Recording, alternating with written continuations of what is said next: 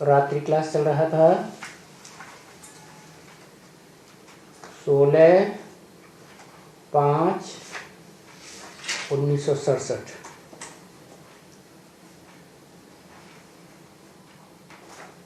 दूसरे पेज की पहली लाइन में बात चल रही थी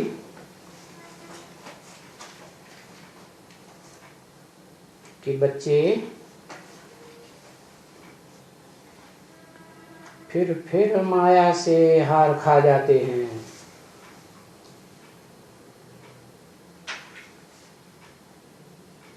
तो बाप आर्डर देते हैं, सुंघाओ उनको संजीवनी बूटी। क्या कल्प कल्प हार खा जाते हैं। तो क्या करो, संजीवनी बूटी सुंघाओ। क्या है संजीवनी बूटी?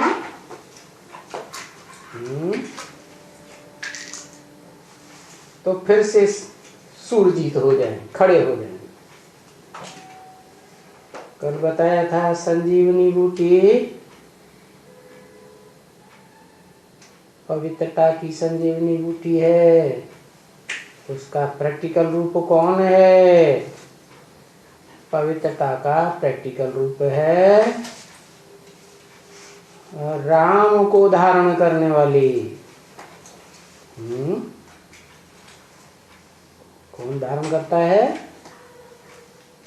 राधा। कौन से राम को धारण करती है? त्रेता वाले राम को नहीं, त्रेता वाला राम नहीं, जिसमें योगी लोग रमण करते हैं। रमते योगिनो यस्मिन् इति राम।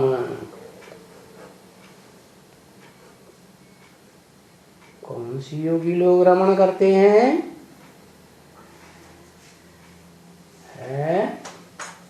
योगी साधारण भी होते हैं, योगी असाधारण भी होते हैं। तो असाधारण योगी किन्हें कहें? कोई को पता नहीं। असाधारण योगी हुए धर्म पिताएं, क्योंकि वो आत्माएं जो निराकार हैं और निराकार आत्माओं के बाप सुप्रीम सोल को अच्छी तरह से पकड़ते हैं। नंबरवार पकड़ते हैं। इसका मतलब अव्वल नंबर 100% पकड़ता होगा। जो अव्वल नंबर है अल्लाह अव्वल दीन, पहले नंबर का धर्म पिता, वो अव्वल नंबर पकड़ता है। सारा डिटेल पकड़ लेता है गहराई तक। और जो धर्म पिताएं बाद में आते हैं सृष्टि रूपी रंगमंच पर, चाहे उनके आधार मूर्त हों, चाहे उनकी बीज रूप आत्माएं हों, वो कम पहचानते हैं। नंबरवार कह देते हैं, नहीं पूरा पहचानते हैं तो कह देते हैं खुदा निराकार है। क्या करता है? अल्लाह मियाँ ने जमीन बनाई, अल्लाह मियाँ ने आफताब सूर्य बनाया, अल्लाह मियाँ ने चांद बनाया, अल्लाह मियाँ ने समंदर बनाया। पूछा जाता कैसे बनाया? ज्यादा बोलने की जरूरत नहीं है। हमारे धर्म पिता ने जितना कुरान में लिखा है उतनी ही बात काफी है। नाराज हो जाते हैं। अरे ज्ञान की बातों में नाराज होना क्या? तो देखो दूसरा धर्म पिता इस दुनिया में आता है, दो धर्म, दो राज्य, दो भाषाएं, सब बातों में द्वैतवाद फैलाता है, उसका ही ये हाल है, तो बाद में आने वाले धर्म पिताओं का क्या हाल होगा?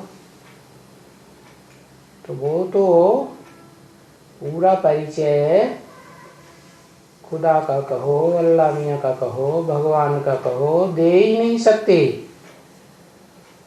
तो कौन देता है? वो देता है जो इस मनुष्य सृष्टि रूपी रंगमंच का हीरो पार्टधारी, सारी मनुष्य आत्माओं का जो साकारी रूप है, जिसको कहें आदम, सृष्टि का आदि पुरुष, अंग्रेजी में कहते हैं एडम, हिंदुओं में कहते हैं आदिदेव, जैनियों में कहते हैं आदिनाथ। तो वो जो शख्सियत है, सारी मनुष्य आत्माओं का बीज रूप बाप, वो इसलिए पहचानता है कि पूर्व जन्मों में जन्म जन्मांतर उस आत्मा हीरो पार्टधारी ने ऐसा श्रेष्ठ ते श्रेष्ठ हीरो का पार्ट बजाया है कि जब अल्लाह मियाँ कहो इस सृष्टि पर आता है निराकार, निराकार आत्माओं का निराकार बाप, बिंदु बिंदु बिंदु आत्माओं का बाप शिव ज्योति बिंदु, तो वो उसी बच्चे में प्रवेश करता है जो जन्म जन्मांतर बाप की स्मृति में रहता है। अरे द्वापर कलयुग में कोई पूरी रीति जानता है सुप्रीम सोल बाप को? कोई नहीं जानता। फिर भी आत्मिक स्टेज तो रहती है नंबरवार, क्योंकि सृष्टि के आदि में कहें कौन है परम पदधारी, तो कहते हैं विष्णु, उसकी चार भुजाएं सहयोगी के रूप में दिखाई जाती है सृष्टि के आदि काल से। वो विष्णु आदि में आत्मिक स्टेज में है, तो आदि सो अंत में भी आत्मिक स्टेज में ही रहता है, लेकिन अपने रूप को भूल जाता है। रूप को भूल जाता है कि मैं ज्योति बिंदु हूं, क्योंकि इस सृष्टि पर जब से भारत में खास शंकराचार्य आए तो उन्होंने सबको भ्रमित कर दिया। हम सब आत्मा सो परमात्मा है। गीता में लिखा है अणुअणियांशम, तो परमात्मा का स्वरूप अणुरूप है। तो सब समझने लगे हमारी आत्मा सो परमात्मा। शंकराचार्य ने तो यहाँ तक समझ लिया शिवोहम, मैं ही शिव हूँ। तो ये जो हर आत्मा अपन को परमात्मा समझ बैठी, शिव समझ बैठी, तो शिव जब आते हैं उस मनुष्य तन में, जो अंतिम जन्म में भी विष्णु रूप होकर रहता है। विष्णु का मतलब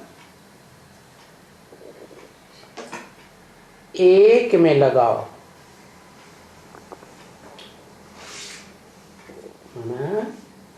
जैसे दुनिया में कलयुग के अंत में होता नहीं है कि स्त्री पुरुष से मिलकर एक होकर रहते हो,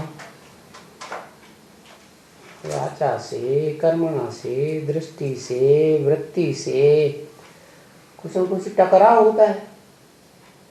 लेकिन वो जो विष्णु रूप है आदि सो अंत वाला, वो अंतिम जन्म में भी आपस में स्वभाव संस्कार मिलते हुए होते हैं। तो लेकिन गलती क्या हो जाती है, अपन वो ही भगवान समझ लेते हैं। अब वो सुप्रीम सोल उसी व्यक्तित्व में प्रवेश करता है जो भगवान जब आते हैं सुप्रीम सोल इस सृष्टि पर, तो जो मत देते हैं, जो डायरेक्शन देते हैं, उस मत को जिसने सबसे जास्ती फॉलो किया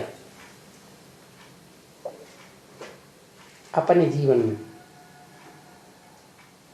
वो आत्मा संसार की सर्वश्रेष्ठ आत्मा घोषित हो जाती है। सारी मनुष्य आत्माओं के बीच में 500-700 करोड़ मनुष्यों की सृष्टि होती है, 750 करोड़, उन सब के बीच में वो सर्वश्रेष्ठ घोषित हो जाता है।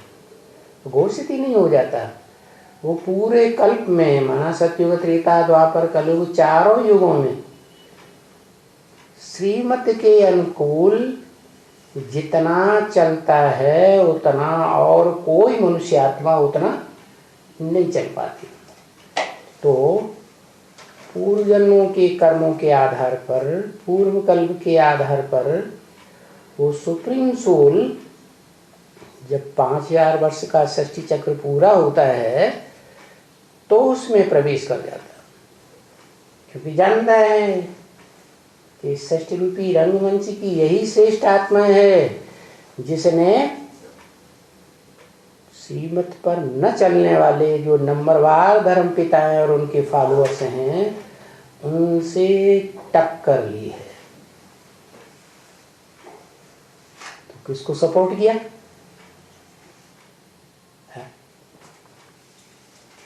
टक्कर ली तो सपोर्ट किसको ली? किसके लिए किया? सुप्रीम सोल के लिए। सुप्रीम सोल की मत पर जो चलने वाले हैं उन सूर्यवंशियों को सपोर्ट करता रहा। बाकी जो नहीं चलने वाले या दूसरे धर्म पिताओं के मत पर चलने वाले, और दूसरे धर्म पिताएं अपनी चलाते हैं, तो उसी आत्मा में जो मनुष्य सृष्टि का बीज रूप बाप के समान हीरो पार्टदारी है, प्रवेश करते हैं और प्रवेश करके पता तो लगता नहीं कि प्रवेश किया या नहीं किया। खासियत है शिव सुप्रीम सोल की कि और आत्माएं प्रवेश करती हैं तो पता लग जाता है, नैन चैन चेहरा मोहरा बातचीत बदल जाती है।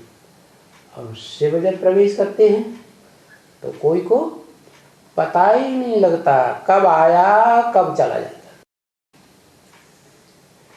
तो उस मनुष्य सृष्टि के बीज आदम को भी पता नहीं लगता है, लेकिन वो तो अपने ही भनक में रहता है, शिवोहम क्या। तो बस जो भी संगठन ओम मंडली में इकट्ठा होता है उनके साथ देह का संग का रंग लगाकर ये समझता है मेरे संग के रंग से सारी दुनिया सुधरेगी।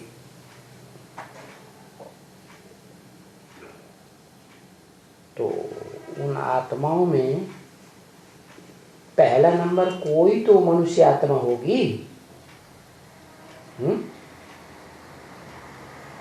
होगी या नहीं होगी? कौन?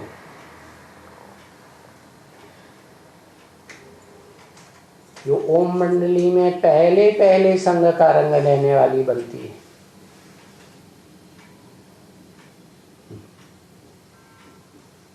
जल्दी बताया करो, एक शब्द बताओ समझ जाएंगे।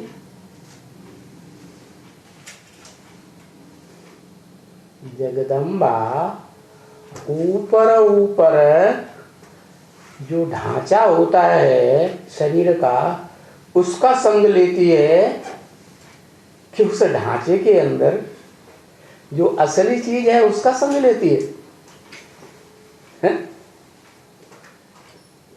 कौन सी आत्मा है? जिसका नाम पड़ता है राधा।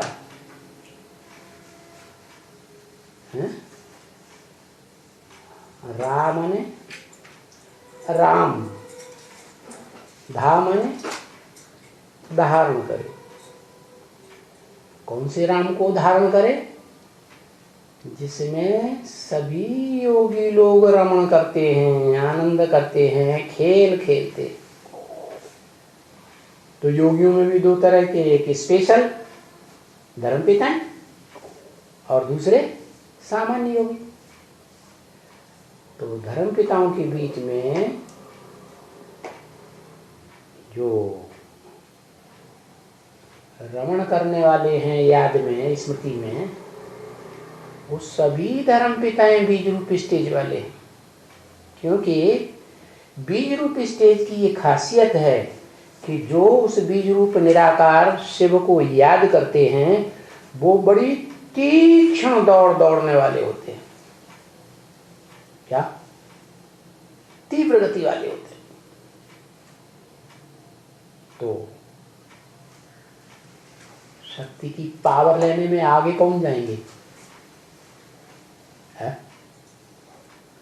वो जाएंगे या जो साधारण योगी हैं वो जाएंगे? अरे बताओ भाई, कुछ नहीं बताते हैं। जो तीव्र योगी हैं, तीव्र गति से आगे बढ़ते हैं, वो आगे चले जाते हैं। आगे तो चले जाते हैं लेकिन निराकार को याद करते हैं ना, बिंदु को। निराकार में गुण होते हैं, अवगुण होते हैं, या साकार में गुण अवगुण होते हैं? एक अक्षर लिखो मालूम पड़ जाता है। साकार में गुण होते हैं। तो जब तक वो साकार न बने तब तक गुणों का संग तो होगा नहीं। होगा नहीं? ब्रह्मा कुमारियों ने 32 गुण वाला शिव ज्योति बिंदु का चित्र बना दिया। उन्हें पता ही नहीं है कि 3 मूर्तियों के ऊपर कौन सा शिव है जिसमें ये गुण भरे हुए हैं 32। ये तो एडवांस पार्टी में YouTube में डाला गया है। क्या? कि 32 गुण जो हैं वो वास्तव में किस स्वरूप के हैं? वो निराकार ज्योति बिंदु जब इस सृष्टि पर साकार मनुष्य सृष्टि के बीज में प्रवेश करता है तो उसमें गुण भी होते हैं। क्या? जो भी 32 गुण हैं किसके हैं? जिसके हैं उसके लिए ब्रह्म वाक्य वेदवाणी में मुरली में बोला है क्या? कि मैं तुम बच्चों को क्या बनाता हूं? आप समान बनाता हूं। तो नंबरवार ही तो बनेगी ना। तो वो जो मनुष्य सृष्टि का हीरो पार्टधारी आदम है वो बाप समान निराकारी पहले बन जाता है। इसलिए उसका नाम शंकर शिव के साथ जोड़ा जाता है। और कोई भी मनुष्य आत्मा का नहीं, कोई प्राणी मात्र का नहीं, कोई देव आत्मा का नहीं, कोई राक्षसी आत्मा का नाम नहीं जोड़ा जाता, क्योंकि वो 100% समान बनता है। समझा? तो अब वो जो समान बन गया, शिव समान बन गया ना, कि शिव ही बन गया ना, शिव बन नहीं गया, लेकिन शिव समान बन गया। जैसे एक बड़ा बच्चा होता है ना, तो बाप समान बन जाता है, उसी तरीके से शिव नहीं बन गया, लेकिन शक्तियों के हिसाब से, गुणों के हिसाब से बाप समान ही बन गया। इसलिए मुसलमान कहते हैं आदम को खुदा मत कहो। आदम खुदा नहीं, लेकिन खुदा की नूर से आदम जुदा भी नहीं है, तो एक ही है। जुदा माने अलग नहीं है, तो वो निराकार शिव जैसी स्मृति वाला, निरंतर स्मृति वाला बन जाता है। किसकी स्मृति? कोई साकार प्राणी की, कोई साकार मनुष्य की, है? किसकी स्मृति? निराकार ज्योति बिंदु की स्मृति। मैं तुम में समा जाऊं, तू मुझ में समा जाए, लीन होने वाली बात जो आती है, तो वो आत्मा जब संपन्न शिव समान बन जाती है, समान बनने के कारण फिर क्या होता है? उसी में गुण आते हैं, जो 32 गुण दिए हुए हैं, उसके लिए कहा गया है त्रिमूर्ति शिव। उस निराकार की 3 मूर्तियां हैं। क्या?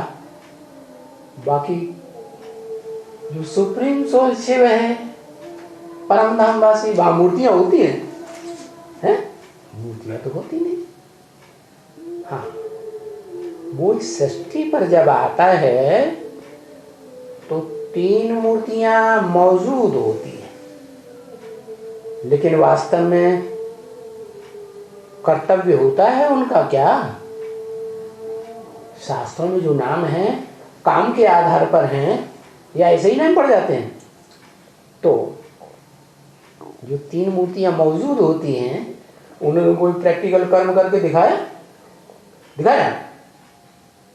अरे उस समय कोई प्रैक्टिकल कर्म करके दिखाया? नहीं दिखाया ना। वो तो प्रैक्टिकल कर्म करके दिखाएं, तब कहा जाए क्या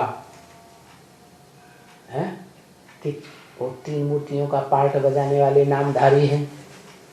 ब्रह्मा के मुख से निकले ब्राह्मण, कुख गोद से बने कुहवंशावली ब्राह्मण। प्रैक्टिकल देखने में आए तभी तो कहा जाएगा। विष्णु पालना करके दिखाए नई दुनिया की। अब नई दुनिया बनी नहीं और विष्णु को ऐसे नाम धर गया, हो जाएगा?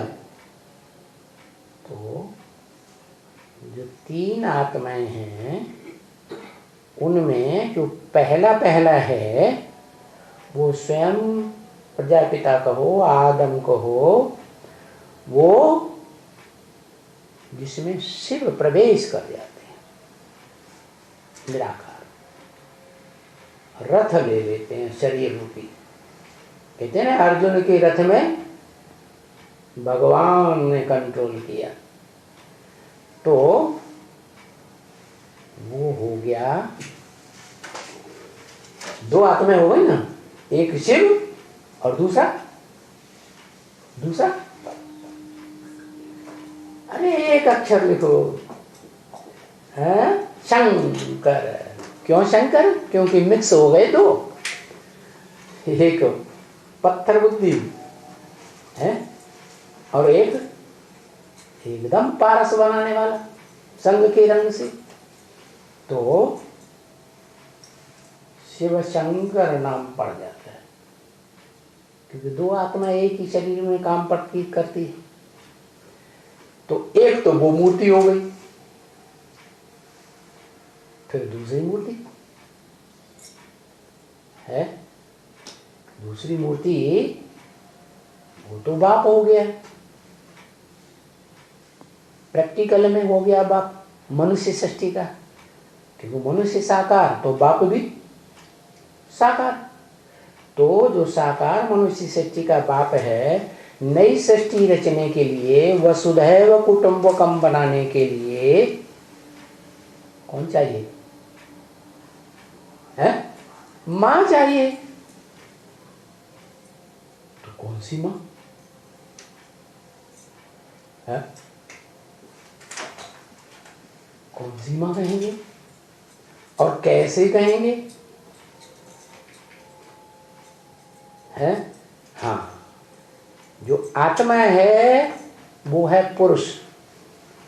पुरु माने शरीर रूपी पुर, शा माने शयन करने वाली, आराम से को कहेंगे आत्मा। नहीं तो शरीर के अंदर परेशानी पे अनुभव करती है तो आत्मा रूपी पुरुष बना ही नहीं। जैसे तो शिव प्रवेश कर गया ना, तो पक्का पक्का वो पुरुष है या नहीं है? तो इस सृष्टि पर आते ही उसे मां चाहिए, प्रैक्टिकल में चाहिए। ऐसे तो मां प्रजापिता बन गया क्या? उसमें वो सार रूप में मनुष्य सृष्टि का जो बीज रूप बाप है, साकार है, उसमें सार रूप में मां भी है और मनुष्य सृष्टि का बाप भी है। क्या बाप है? मनुष्य आत्माओं का बाप है ना? लेकिन पत्थर बुद्धि हो गया। क्या हो गया? पत्थर बुद्धि हो गया। कैसे कैसे पत्थर बुद्धि हो जाता है? बाप है ना, 500-700 करोड़ का बाप है ना, तो बाप सब बच्चों के संसर्ग संपर्क संबंध में आता है या नहीं आता है? आता है। तो बच्चों का संग का रंग लगेगा या नहीं लगेगा है? रंग लगता रहता है। और वो ऊपर से आत्माएं दूसरी जो आत्माएं उतरती हैं आत्मलोक से, वो सात्विक आत्माएं तो उतरती हैं, परंतु जिस जैसे साकार मनुष्यों में प्रवेश करती हैं, जो वही कमजोर आत्माएं हैं जो स्वर्ग में कहो, सतयुग त्रेता रामकृष्ण की दुनिया में कहो, कम कलाओं वाली बनती है, कम जन्म लेने वाली बनती है। वो ही जन्म लेते लेते नीचे उतरती हैं। द्वैतवादी द्वापर युग में तो क्या होता है? भारतवासी तो है ही, स्वर्ग में भारत स्वर्ग है, भारत नरक है। तो स्वर्ग में थी, नरक में भी आई, तो पक्की भारतवासी तो हुई ना। कहाँ की वासी? भारतवासी। तो वो भारतवासियों की एक शिफ्ट बताई, कमजोरी कहो, कुछ भी कहो, विशेषता कहो, क्या? हाँ, सुनी सुनाई बातों पर प्रभावित हो जाती है। माता है ना, भारत माता का नाम लिया जाता है कि भारत पिता कहा जाता है? भारत माता कहा जाता है। क्यों कहा जाता है? माता का नाम आगे क्यों? क्योंकि वो ही माता है क्या जो इस सृष्टि पर प्रैक्टिकल में संजीवनी बूटी का काम करती है। क्या? संग माने संपूर्ण, जीवनी माने जीवन, संपूर्ण जीवन माने 16 कला संपूर्ण जीवन या कलातीत जीवन, अतीन्द्रिय सुख पाने वाला जीवन। तो ऊपर से शिव सुप्रीम सोल आया, साकार मनुष्य में प्रवेश किया और उस पुरुष को और जिसमें प्रवेश किया वो भी पुरुष कि स्त्री चोला है? पुरुष चोला। तो दोनों ही पुरुष। तो पुरुष को क्या चाहिए है? दो पुरुष हैं तो क्या चाहिए है? दो पुरुष एक माता चाहिए। माताएं भी दो चाहिए। निराकार को निराकारी स्टेज वाली आत्म भाव वाली माता चाहिए। क्या कैसी माता चाहिए? आत्म भाव वाली। जैसे आत्मा अविनाशी है ऐसे आत्म भाव वाली स्त्री चाहिए। तो जिस माता को प्रैक्टिकल में चुनता है, माता माने स्त्री चोला, वो पहली माता कोई दूसरी नहीं होती है। जिस मनुष्य में प्रवेश किया आदम में, उसकी ही परा प्रकृति। क्या पुरुष को प्रकृति चाहिए। प्र माने प्रकृष्ट, कृति माने रचना। तो अकेली आत्मभाव से काम नहीं चलेगा। आत्मा अकेली कुछ काम करेगी फुदक फुदक के? नहीं करेगी। तो गीता में लिखा है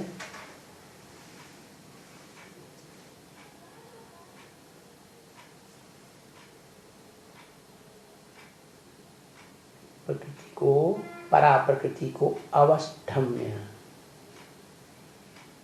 क्या अवस्थम्य में अच्छी तरह से भली भांति स्थिर करके। क्या इधर उधर चंचल न बने। क्या स्त्री जाति जब चंचल बनती है तो दूसरों से आंख लड़ाती है, दूसरों से संबंध इंद्रियों का जोड़ती है। तो क्या किया शिव ने?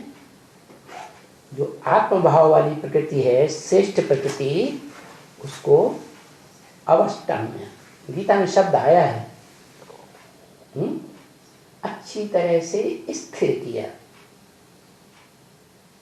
हिलने न पाए। और अब सिर्फ आत्मा से ही थोड़े काम चलेगा। चलो आत्मिक रूप वाली जो परा प्रकृति है वो तो स्थिर है सृष्टि के आदि से ही। उसका नाम ही है सती, सत्य को धारण करने वाली। क्या सत्य माने? प्योर सार, जिसमें कुछ भी मिक्स न हो। तो सार को धारण करती है, उसको सती कहा जाता है। माने दूसरे पुरुष का संग नहीं करती। तो क्या होता है? सती कही जाती है। और वही सती फिर अगले जन्म में पार्वती कही जाती है, पार लगाने वाली। वही शिव का बड़ा बच्चा शंकर है, उसको कौन पार लगाएगा? लेकिन पुरुष है कि स्त्री है? शंकर पुरुष है ना। और पुरुष तो जब द्वापर कलयुग आता है, नीचे युग आते हैं द्वैतवादी, तो सब दुर्योधन दुशासन बन जाते हैं। है तो कामांध बन जाते हैं, क्रोधांध बन जाते हैं, लोभांध बन जाते हैं, बनते हैं ना। तो उनको कहें कि जब ऐसे विकारों से ग्रसित हो जाते हैं पुरुष लोग खास, तो उनको कहा जाता है दुर्योधन दुशासन। वो फिर दौड़ नहीं लगा सकते। आत्मा की जो दौड़ है आत्मलोक की तरफ जाने की, आत्म की स्थिति में टिकने की, उसमें स्थिर ही नहीं हो पाते। हाँ, जो कन्याएं माताएं हैं वो पवित्रता को चाहे तो जीवन में धारण करें, हैं? एक पुरुष एक लिंग स्वामी को स्मृति में, वाचा में, दृष्टि में रखें तो जो इस तरह की अव्वल नंबर माता है वो हो गई परा प्रकृति। लेकिन वो आत्मिक रूप है, शरीर भी तो चाहिए, देहभान वाली भी तो चाहिए, तो दूसरी प्रकृति है अपरा प्रकृति। क्या? उस परम पुरुष की दो पत्नियां, शास्त्रों में उनको कह दिया है कि कश्यप ऋषि को दो पत्नियां थी। काश्य माने तेज, योग का, योग का तेज पीने वाला कश्यप ऋषि माने शंकर ही हो गया। और उसको दो पत्नियां, दो पत्नियों का मतलब एक परा प्रकृति है आत्मभाव वाली, और दूसरी अपरा प्रकृति थोड़ा नीचे किस्म की देह भाव वाली। देहभान ज्यादा रहता है, वो देहभान जल्दी छूटता ही नहीं। तो वो अहंकार जो है, देह अहंकार वाली अपरा प्रकृति, वो 5 जड़ तत्वों की स्वामिनी है जिनसे शरीर बनता है। पृथ्वी, जल, वायु, अग्नि, आकाश। इस संसार में, इस सृष्टि में, साकार सृष्टि में 5 जड़ तत्वों का संघात है, इससे शरीर तैयार होता है, इससे देहभान तैयार होता है। तो ये दोनों माताएं फिर क्या करती हैं? संतान पैदा करती है। आत्मिक स्थिति वाली परा प्रकृति से, जिसे कहते हैं अदिति, आ माने नहीं, दिति माने खंडित, जो अखंड ब्रह्मचारिणी रहती है पार्वती, वो अखंड ब्रह्मचारिणी वो ही संजीवनी बूटी है। क्या? किसके लिए? दुनिया वालों के लिए बाद में, पहले अपने पति के लिए। क्या? पति पुरुष है, स्त्री है? पति। इस सृष्टि में अंतिम जन्म तक भी, कलयुग के अंत में पुरुष ही बन के रहता है ना। सत्युग त्रेता स्वर्ग की बात छोड़ो, वो तो नाम ही है स्वर्ग, स्वर्ग, स्व स्थिति में गया, आत्मिक स्थिति रहती है। लेकिन जब नरक होता है तो नरक की संतान बनते हैं, वो नरक कहा जाता है। तो नरक करने वाला वो जो आदम है वो भी नरक, उसमें भी कमी आ जाती है। कब से आती है? ठीक 2500 वर्ष पहले, सृष्टि का अंत होने से 2500 वर्ष पहले। कौन आता है? कौन आत्मा का प्रताप है जो सृष्टि बदल जाती है? इब्राहिम। अरे एक अक्षर ही हो, नहीं तो नंबर पीछे हो जाएगा बताने। इब्राहिम 2500 साल पहले आता है, और वो आत्मा जब से आती है इस सृष्टि पर, तो वो स्वर्ग की परंपरा तो नहीं जानती कि स्व स्थिति में रहने वाले जो देव आत्माएं होते थे भारत में, स्वर्ग में, वो आत्मिक स्थिति वाले होने के कारण आत्मा ज्ञान को धारण करने वाली है। इसलिए ये जो ज्ञान इंद्रियां हैं वो ज्ञान को ग्रहण करती हैं। तो ज्ञान इंद्रियों की सृष्टि होती है स्वर्ग में, ये उसकी बुद्धि में नहीं रहता। वो जैसे ही आता है सृष्टि पर, बस वो भ्रष्ट कर्म इंद्रियों का आसरा लेता है। और भ्रष्ट कर्म इंद्रियों में मुख्य है काम इंद्रिय।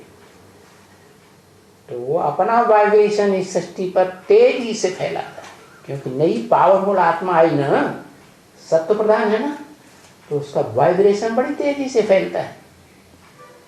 उसकी वाइब्रेशन को सबसे पहले कौन पकड़ेगा? है कौन? बताओ बताओ, जल्दी बताओ, एक अक्षर में बताओ। आदत पकड़ेगा बम्बड़।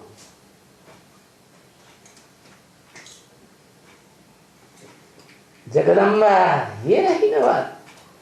सृष्टि की आदि में भी देवभान का वाइब्रेशन पकड़ने वाली कौन सी आत्मा थी? हैं? आदि से अंत तक कौन सी थी? जगदम्ब है।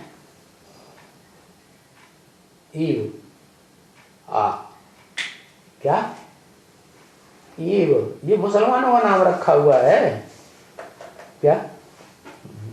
जो इब्राहिम आया ना, उससे प्रभावित हुई। और जो व्यस्त कर्म इंद्रियां हैं, उनका वाइब्रेशन उसने जल्दी पकड़ लिया। अपरा प्रकृति ने, नीच प्रकृति जो देह को विशेष महत्व देती है, दैहिक बाप को पहचानती है, और आत्मिक स्थिति वाला बाप जो उस देहधारी में प्रवेश करके कार्य करता है, उसको नहीं पहचानती। तो सृष्टि के उतरती काल में भी, द्वापर में, वो आत्मा देह का जो भ्रष्ट अंग का है, वो कर्म को कैच कर लेती है, और कैच करके अपने पति को बरगलाती है, आगम को, कि ऐसा करो जो बताया कल, गंदुम फल खाओ, बॉडी के बीच का फल खाओ।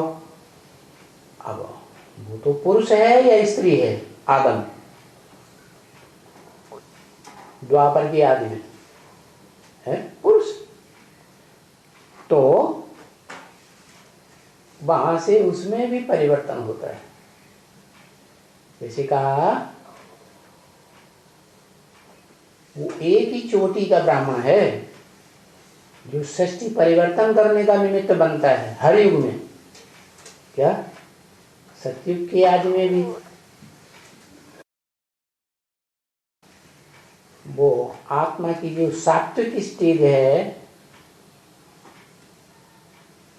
आत्म स्थिति, पक्का वाइब्रेशन पकड़ने वाली, जिसके आधार पर इंद्रियों से परे का सुख क्रिएट होता है, अति इंद्रिय सुख। पूछना हो तो गोप गोपियों से पूछो, गायन है ना। तो वो सतयुग की आदि में वो वाइब्रेशन क्रिएट करने का निमित्त बनता है। ऐसे त्रेता में जो श्रेष्ठ इंद्रियां हैं ना, क्या क्या? आंख सबसे ऊंची, फिर कान 2 नंबर में, फिर नाक घ्राण इंद्रिय 3 नंबर में, फिर स्वाद जिह्वा 4 नंबर में, फिर चुम्बन लेते हैं ना, तो जो या ये जो स्पर्श का सुख होता है, वो स्पर्श इंद्रिय बड़ा खुश हो रहा है, इसको तो खुशी का पारावार चढ़ गया। तो ये हुआ 5 ज्ञानेंद्रिय। वो 5 ज्ञानेंद्रियों तक सुख लेने का जो वाइब्रेशन रहता है, तब तक है स्वर्ग में सतयुग की रचना, पैदाइश। फिर क्या होता है? त्रेता युग जब शुरू होता है, तो ये जो 5 ज्ञानेंद्रियां हैं, इनका सुख थोड़ा कम हो जाता है, 2 कला। तो बस बाहुपाश में उतर आते हैं। क्या किसी को ज्यादा प्यार होता है ना तो दोनों बाहों में जकड़ लेते हैं, छाती से जकड़ लेते हैं। तो देह भान जो है ज्ञान इंद्रियों से उतर करके कहाँ आ गया, बाहुपाश तक आ गया। तो वो त्रेता युग की संतान चलती है। क्या कंधों से लेकर के और कमर तक।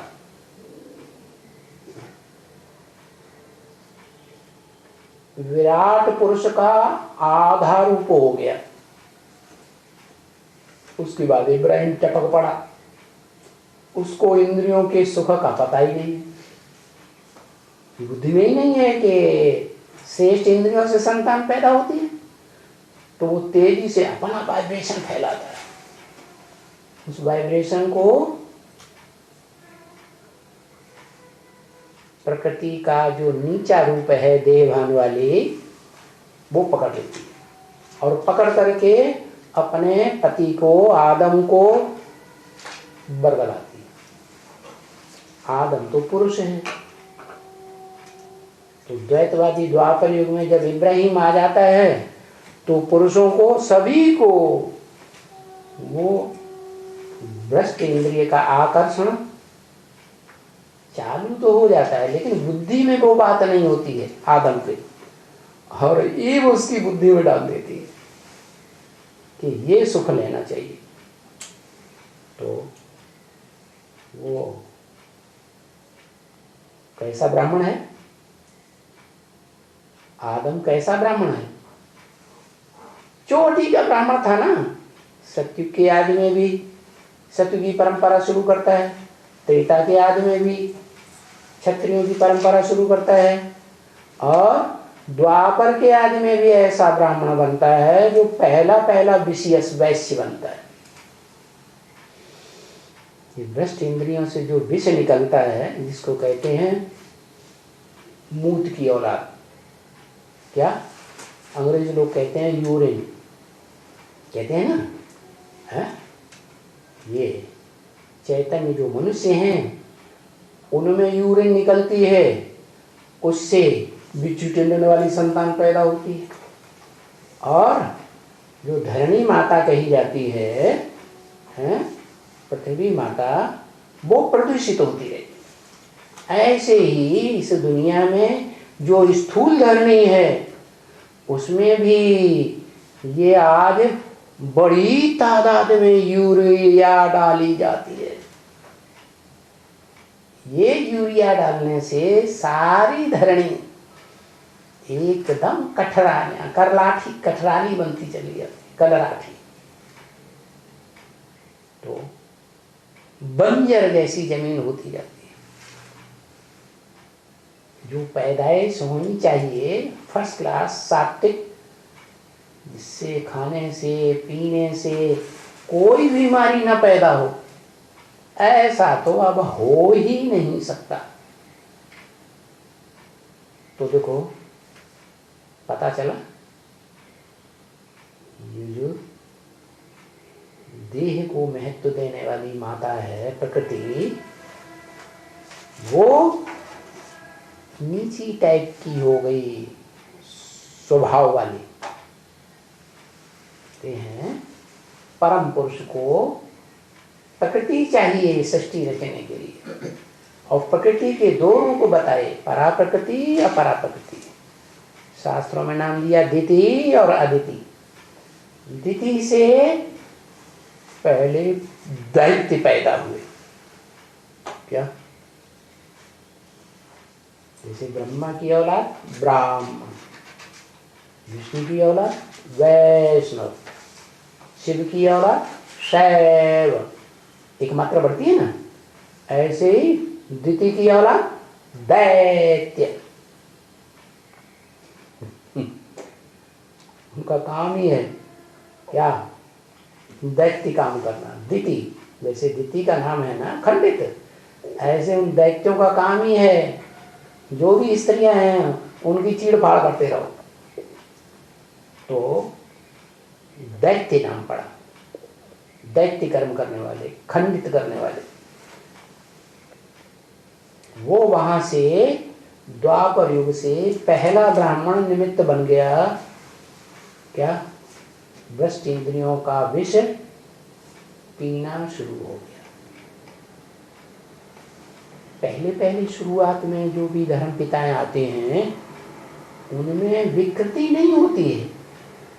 जैसे ब्रह्म वाक्य मुरली में आया, वेदवाणी में, कि क्राइस्ट जब आया था परम धाम से, उस समय विकार की चेष्टा नहीं होती थी। भ्रष्ट इंद्रियों का विकार नहीं होता। हाँ, नई आत्मा है ना, इसलिए चेहरे पर तो बड़ा आकर्षण होता है। क्या? उसमें भी नेत्रों में बड़ा आकर्षण। कोई भी धर्म पिता ले लो, ध्यान से देखो उनके चेहरे को। क्या? आज भी उनके चित्र मिल रहे हैं, इतने आकर्षण वाले थे। हैं? क्राइस्ट को देखो, बुद्ध को देखो, आंखों में आकर्षण है ना।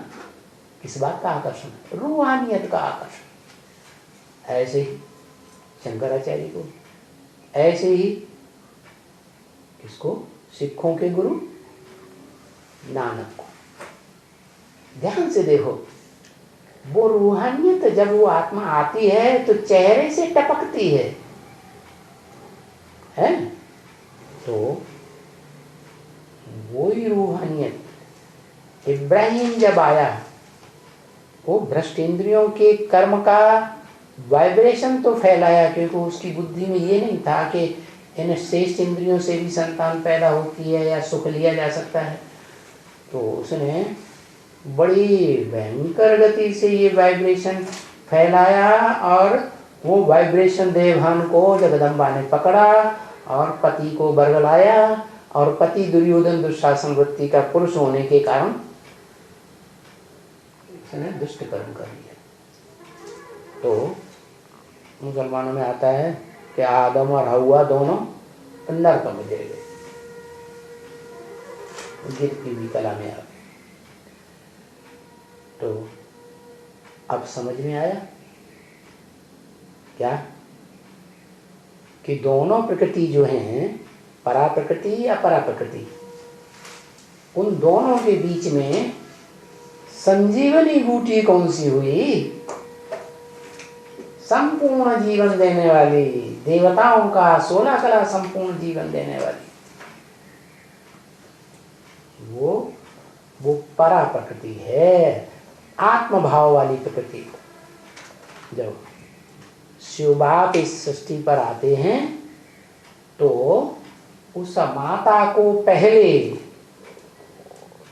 चॉइस करते हैं। तो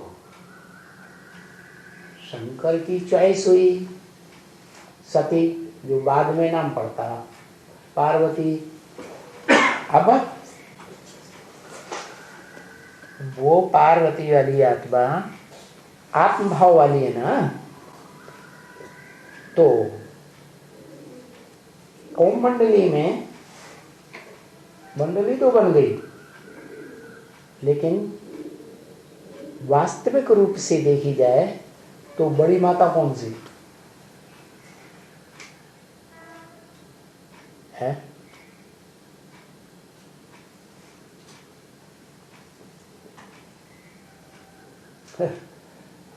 परा प्रकृति बड़ी माता कैसे हो गई? बच्चा तो तब पैदा होगा जब आत्मा और देह दोनों का मेल हो। अरे वो तो है, ये नहीं तो ये नहीं तो ये, लिख के देने में कितनी देर लगती है। तो आत्मा को प्रेफरेंस देंगे, आत्मभाव को प्रेफरेंस देंगे, या विनाशी देह को प्रेफरेंस देंगे? जो पति है किसको प्रेफरेंस देगा? आत्मभाव को प्रेफरेंस देगा ना। तो वो परा प्रकृति के द्वारा, परा प्रकृति के संयोग से जो संतानें पैदा होती हैं, वो किस तरह की संतानें पैदा होती हैं? पहले पहले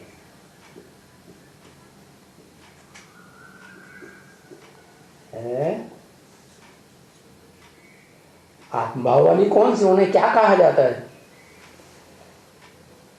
उनका नाम कुछ है इस दुनिया में कोई, या शास्त्रों में नाम कुछ पढ़ा है? कोई रूप है उस तरह की आत्माओं का? घंटों लगते हैं। ब्रह्म, अरे अम्मा तो है, बड़ी अम्मा। हाँ, क्या सपूत?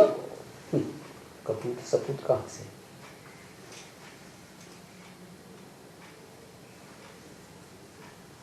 क्या हुआ? चलो, रुद्रगण पुरुष स्वभाव वाले, आत्म भाव वाले, आत्म भाव की प्रकृति से किनकी पैदाइश होना शुरू हुई? पहले पहले आत्म भाव वाली आत्माएं पहले ज्ञान में आई ओम मंडली में, और उनमें भी सबसे पहले आई जो आत्मा शंकर के बाद दूसरे नंबर की योग धारण करने वाली, योगिनी जिसका नाम दिया, वो योगेश्वर, वो योगीश्वरी, वो ही जो रुद्र ज्ञान यज्ञ चलता है, आरंभ होता है, उसमें महारुद्र का काम करने वाला शंकर और उसकी सहयोग देने वाली आत्मा रुद्र, महारुद्र के साथ रुद्राणी। तो वो दोनों आत्माएं मिलकर के जो संगठन तैयार करती है उसका नाम पड़ता है रुद्रमाला। 108 इस तरह के बच्चे तैयार होते हैं पहले पहले, जो आत्मिक स्टेज धारण करने वाले, क्योंकि आत्मभाव वाली माता से ही जन्म लेते हैं। समझा? फिर क्या होता है? फिर बाद में जो साक्षात्कार वाला भक्त था, अव्वल नंबर, कौन? दादा लेखराज, है ना? वो पहले भी आया था, आकर के वापस चला गया, सिर्फ सुन लिया क्या कि मेरा ब्रह्मा का पाठ है, और सिंध हैदराबाद में जाके सत्संग में उसने अपना काम शुरू कर दिया, सत्संग का जोर शोर से। तो वो आत्माएं जो रुद्रमाला के बच्चे पहले बनते हैं, ज्ञान में पहले निकलती हैं, वो रुद्रमाला के बच्चे ज्यादा जन्म इस सृष्टि पर पुरुष के लेंगे या स्त्री के लेंगे? पुरुष के ज्यादा जन्म होते हैं, इसलिए वो भी दुर्योधन दुशासन की लिस्ट में आ जाते हैं। और जो माता है ना, वो माता आत्मभाव वाली है, जिससे संजीवनी बूटी तैयार होती है, प्रैक्टिकल में पवित्र जीवन जीने वाली ब्राह्मणी बनती है। लेकिन उसके जन्म इस सृष्टि पर स्त्री रूप के ज्यादा होंगे कि पुरुष रूप के ज्यादा होंगे? पुरुष रूप के ज्यादा होंगे। है वो माता जो परा प्रकृति बनती है, जिससे आत्म स्थिति वाले बच्चे पैदा होते हैं। पहला पहला बच्ची पैदा हुई कौन सी? योगिनी हुई ना। तो योगिनी तो पुरुष प्रकृति वाली है ना, रुद्रमाला का मणका हुआ ना। इसलिए वो तो पुरुष जन्म ज्यादा लेती है, और सारे ही मण के पुरुष जन्म ज्यादा लेते हैं। लेकिन माँ कैसी है? आत्मभाव वाली तो है, लेकिन फॉलो किसको करती है? 100% किसको फॉलो करती है? शंकर को फॉलो करती है ना, पुरुष शरीर को फॉलो करती है ना। इसलिए वो स्वयं चोले के हिसाब से कैसी है? चोले के हिसाब से सहयोगिनी है अव्वल नंबर की, या अपनी चलाने वाली है? पक्की सहयोगी। जैसे ब्रह्मा बाबा के जीवन में पक्की सहयोगिनी कौन बनी थी? ओम राधे। ऐसे ही पक्की सहयोगिनी, तो वो पक्की सहयोगिनी का नाम संजीवनी बूटी है। संपूर्ण जीवन धारण करती है, और संपूर्ण जीवन उसे कहेंगे जो सुख ही सुख में रहे हर जन्म, या जो पुरुष स्वभाव के रुद्रमाला के मण के जन्म जन्मांतर के राजा बनने वाले हैं, वो तो मार काट मचाते हैं? तो हिंसक दुनिया में उनको युद्ध करना पड़ता है, तो देह का सुख ले पाते हैं? नहीं। देह का सुख लेने में, आत्मा का भी सुख लेने में सबसे आगे कौन गई है? रानी तो दुनिया में बहुत होती है, महारानी है शंकर। लो शंकर का कहाँ देह का सुख, आत्मा का सुख, और जो विष पीने वाला है देह से।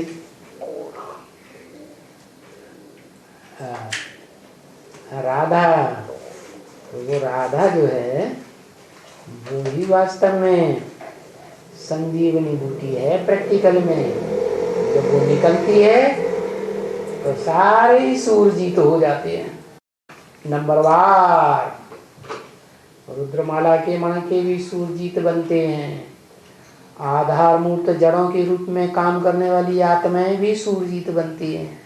और यहाँ तक के सारे धर्म पिताएं और सारे धर्म पिताओं के फॉलोअर्स भी सूरजीत बन जाते हैं, या सब पुरुषार्थ में खड़े हो जाते हैं। या पुरुष अर्थ, आत्मा के अर्थ, आत्मा के कल्याण के अर्थ क्या करने में लग जाते हैं? जो तरीका बताया अपन को आत्मा समझ करके साकार में आए हुए निराकार शिव के स्वरूप को याद करो, सबको ये संजीवनी बूटी मिल जाती, सब सूरजीत बन जाते हैं। तो फिर सब खड़े हो जाते हैं षष्ठी रूपी रंगमंच पर पुरुषार्थ करने के लिए, है ना। और सारी षष्ठी वसुधैव कुटुंबकम बन जाती है। सारी वसुधा के जितने भी प्राणी मात्र हैं, मनुष्य मात्र हैं, वो सब सुखी हो जाते हैं। यथा राजा तथा प्रजा। तो सृष्टि के माता पिता ही संपन्न स्टेज धारण करते हैं, विष्णु रूप बन जाते हैं, तो सारी सृष्टि की पालना भी विष्णु के द्वारा होती है। नई सृष्टि की पालना होती है ना। तो ये तो होते हैं, बहुत ही ढेर के ढेर होते हैं। क्या होते हैं? संजीवनी बूटी जिनको सुंघाई जाती है तो क्या होते हैं? खड़े हो जाते हैं पुरुषार्थ। थोड़े नहीं, या कितने, बहुत, कितने ढेर के ढेर। अरे बताओ, बहुत ही कितने। अरे राम राम, हाँ 750 करोड़, 7.5 अरब इतनी मनुष्यात्माएं संजीवनी बूटी सूंघती हैं और पुरुषार्थ में खड़ी हो जाती है, जैसे विष्णु खड़ा हुआ है त्रिमूर्ति में। क्या? ओम। आज वैरायटी बताया ना कि देहभान जिस तरह से गिरता है, देहभान में जिस तरह से आते हैं, जैसे संगम युग में वाइब्रेशन से संतान पैदा होती है, और सतयुग में मुख की जो ज्ञानेंद्रियां है वहां तक आ गया। और मुख से प्यार से संतान पैदा होती है सतयुग में, मुरली बोला। हाँ जी। और त्रेता में बाहुपाश में आ गए, द्वापर में कमर तक आ गया, भ्रष्ट इंद्रियों तक आ गया। तो हर युग का बताया, लेकिन कलयुग में ऐसे क्या हो जाता है? कलयुग में तो सारे ही अंग, जो भ्रष्ट से भ्रष्ट अंग है, इसके ऊपर सारा वजन पड़ता है। पांव, वो भी जब पति बच्चा पैदा करता है ना, बीज डालता है ना, तो आखिरी जोश में जब आता है तो ये भी कड़क हो जाता है, हाथ पांव सब कड़क हो जाते हैं, सारे शरीर से, शरीर का सारा खून की ताकत लग जाती है। हाँ, उसको कहेंगे बेविचारी दुनिया। कैसी? भय वर्ण संकर सब है, सब वर्ण संकर हो जाते हैं। न कोई देवता ब्राह्मण रहता है, न कोई क्षत्रिय, न कोई वैश्य, न कोई शूद्र।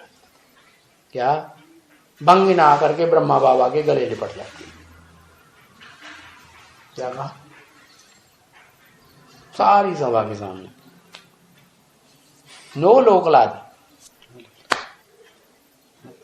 तो समझ में नहीं आ रहा है कि कलयुग में क्या होता है। एकदम व्यभिचारी बन जाते हैं, सारे ही अंग व्यभिचारी। पांव भी तो अंग हैं भ्रष्ट इंद्रियों में। सांप होता है ना, सांप जब आपस में मिलते हैं तो खड़े हो जाते हैं और पूंछ पे सारा उनका दबाव आता है। विकारों की पूंछ के ऊपर पूरा उनका दोनों का शरीर खड़ा हो जाता है, इतने विकारी होते हैं। तो सांप जैसे हो जाते हैं मनुष्य, एड़ी से चोटी तक की सारी ताकत लगा देते हैं, तब संतान पैदा होती है। चलो एक बात हुई, अब दूसरी बात। धर्म पिताओं को स्पेशल योगी क्यों बोला है?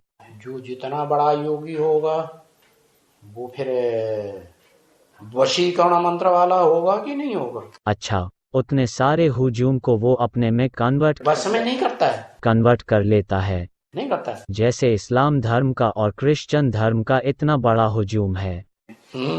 तो मतलब मोहम्मद, इब्राहिम और क्राइस्ट का तो योग बल से उन्होंने हुजूम माना दुनिया के बड़े हिस्से को वशीकरण मंत्र से वश में कर लिया ना। फिर एक और बात है, गंदुम फल की कहानी बताते हुए बताया ना, इव अपने पति को बरगलाती है, लेकिन क्या? लेकिन इव के साथ प्रवृत्ति कहाँ रहती है? प्रवृत्ति रहती है राधा के साथ। इव तो टपक पड़ती है ना। टपक पड़ती है। कलाएं कितनी रह जाती हैं? 8। रोशनी कितनी रह जाती है? आधा। फिर आधे से भी कम होती है कि नहीं? त्रेता के आखिरी जन्म के बाद तभी भी इब्राहिम आ जाता है। तो कौन सा पलड़ा भारी हो जाएगा? भ्रष्ट इंद्रियों का कि श्रेष्ठ इंद्रियों का? भ्रष्ट इंद्रियों का। तो हो गया। पत्नी तो वास्तव में राधा होनी चाहिए ना। पत्नी राधा कैसे होनी चाहिए? श्रेष्ठ इंद्रियों का आकर्षण रह गया, अब भ्रष्ट इंद्रियों में आ गया।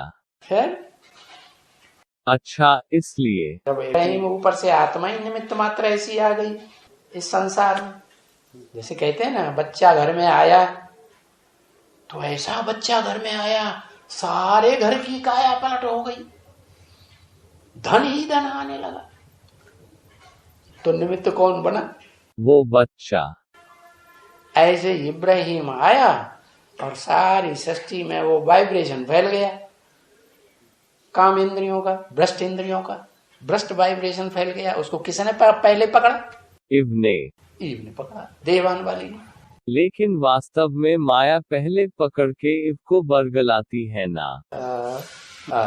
अगर और गहराई से देखा जाए तो ईव पकड़ाती, ईव माया पकड़ती है, ईव को कंट्रोल कर लेती है। माया तो बच्ची है, बेटी है ना।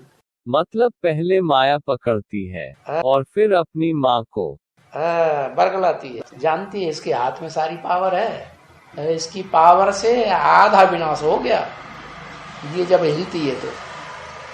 माया बेटी मतलब उधर रियल में बेटी होती है या कोई और संबंध में रहती है?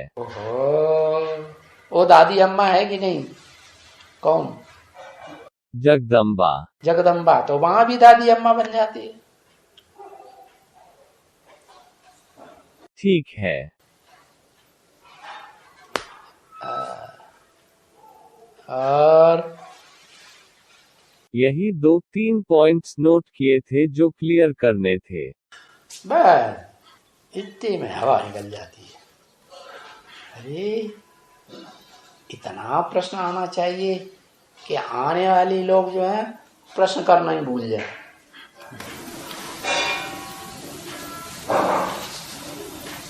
हाँ।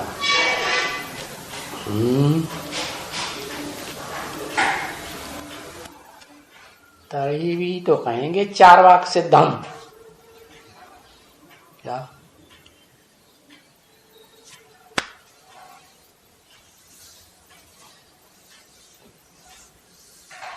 एक चार्वाक ऋषि बताते हैं, ऋषि मुनि, वो किसी की बात को चलने ही नहीं देते, सब बातों को काट देते। वो उनको नास्तिक संप्रदाय लोग कहते हैं। ऋषि मुनि लोग नास्तिक है, बहुत वाद विवाद, बाल में से खाल, खाल में से बाल है। चार्वाक मुनि। हाँ हाँ। चलो, हरे